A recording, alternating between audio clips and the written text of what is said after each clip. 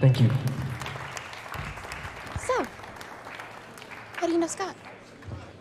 He's a friend. It's hard for me to keep track sometimes, because he has so many friends.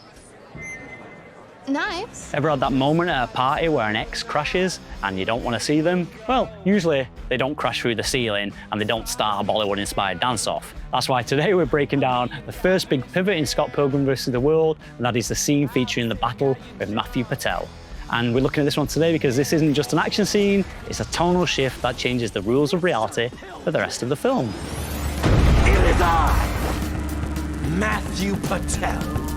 When you watch this scene, notice how the world changes the second that the fight begins. We go from a flat cinematic look to a more stylized aspect ratio with literally many UI elements on the screen. We see a versus graphic that Wright uses to signal the audience that the physics of the real world no longer apply. He uses a power-up symbol when Scott gets hit. We see combos and score counters, and he also keeps some few little secrets as well, where Wright doesn't explain what he's saying on the screen, he just trusts the audience's literacy in gaming culture to understand that Scott's willpower is an actual stat.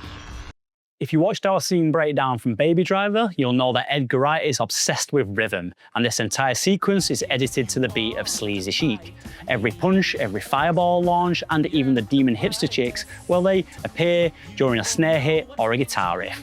The action perfectly mimics the music, which is common in all cartoons, and when Patel breaks into his own musical number, the cinematography shifts from handheld Gary Band-style shots to sweeping theatrical wide shots to really push the emotion and craziness of the scene. I'm talking the talk, 'cause I know I'm slick. S-L-ick.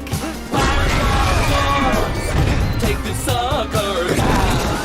So let's look at the sound effects. In most movies, you hear the odd crash, but in Scott Pilgrim, you read it. These aren't just subtitles on the screen, they are physical objects in the 3D space of the room. And certain graphics, which say whack or bam, well, this is a technique called diegetic type, because it does two things. First, it bridges the gap between the comic and the film, and second, it can help the editor mask certain transitions and cuts. By placing a giant bam over a transition, Wright can hide a jump cut and often make the action feel smoother than it actually is. What can this be? Open your eyes. Maybe you'll see.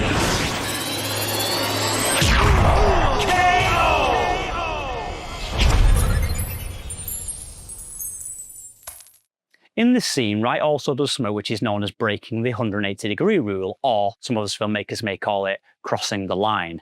Traditionally, filmmakers will stay on one side of an imaginary line to keep the viewer and the audience orientated. However, Wright, like a few other inspirational filmmakers, well, he tosses out of the window here, and by jumping the camera all over the place during the mid-air struggle, he creates a sense of kinetic chaos. However, he keeps us grounded by using some of what's known as center framing, and even if the background is spinning, Scott or Patel are almost always in the dead center of the frame, so that your eye never gets lost.